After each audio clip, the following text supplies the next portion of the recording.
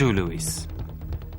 Joe Louis peut être le plus grand, qui s'apprête à affronter Tony Galento à New York, le 28 juin 1939. Tony Galento est un géant.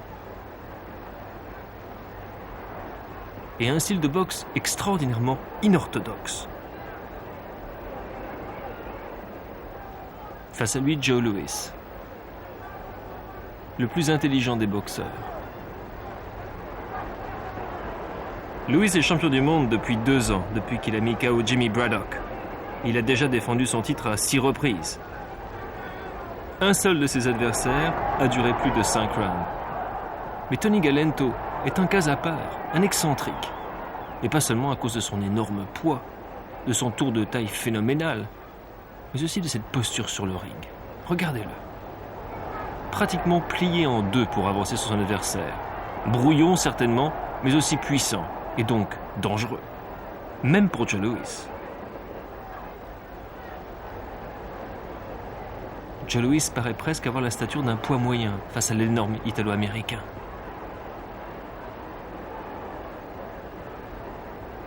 Louis est le grandissime favori des bookmakers, qui le donnent à 9 contre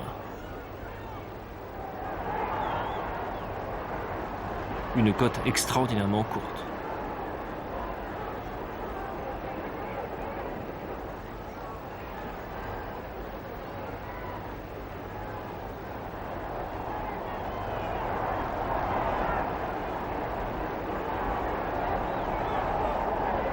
Ce n'est pas vraiment de contraste dont on peut parler. C'est comme s'il s'agissait de 2 sortes de boxe différentes. La seconde reprise. D'un côté, la boxe élégante, intelligente de Joe Louis, à gauche sur votre écran. De l'autre, un pugilat qui n'a certainement pas été appris dans une école de style. Mais regardez-le, quelle furia, ce Galento!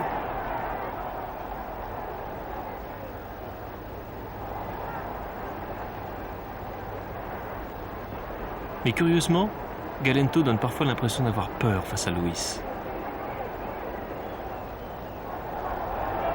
Louis, quant à lui, a un regard déterminé. Toujours maître de lui. Maître de sa boxe. Sa rapidité d'exécution des 2 mains est légendaire. Aucun autre boxeur de cette catégorie de poids n'arrive à placer des combinaisons gauche ou droite aussi foudroyantes que Joe Louis sait le faire.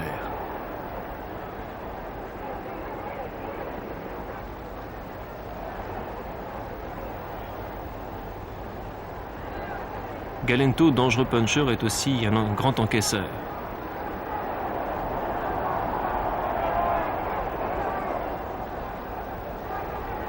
Il n'a jamais mis un genou à terre sur le ring, Galento, jusqu'à aujourd'hui.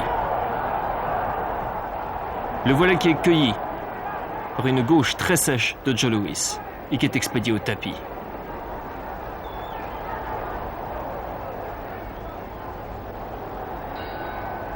La cloche arrive à point nommé pour Galento. La 3e reprise.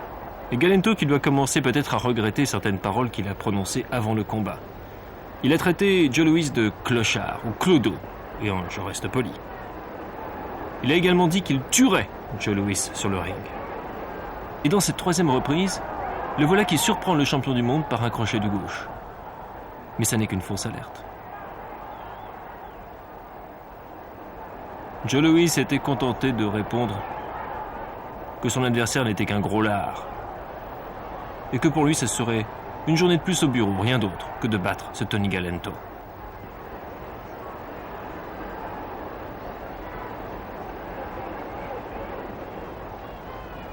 Le visage de Galento, qui n'est pas des plus fins, il faut l'admettre, est également tuméfié, semble-t-il. Même si Galento fait preuve de beaucoup de courage et d'un certain panache en se ruant à l'attaque du champion du monde. La cloche annonce la fin de la 3e reprise. Galento qui lance quelques paroles au passage au champion du monde.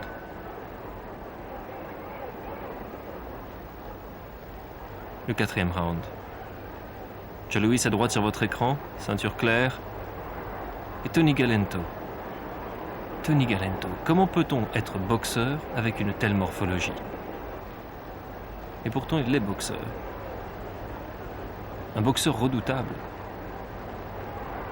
Il a envoyé Joe Louis au tapis lors de la 3e reprise. Et une nouvelle fois, Galento se lance à l'assaut.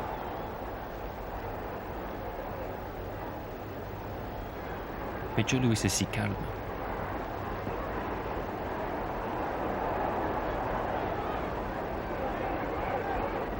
Galento est maintenant sérieusement atteint au visage, cueilli maintenant par une magnifique série de Joe Louis.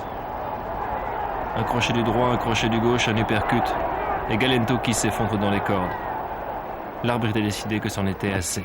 Le combat est interrompu.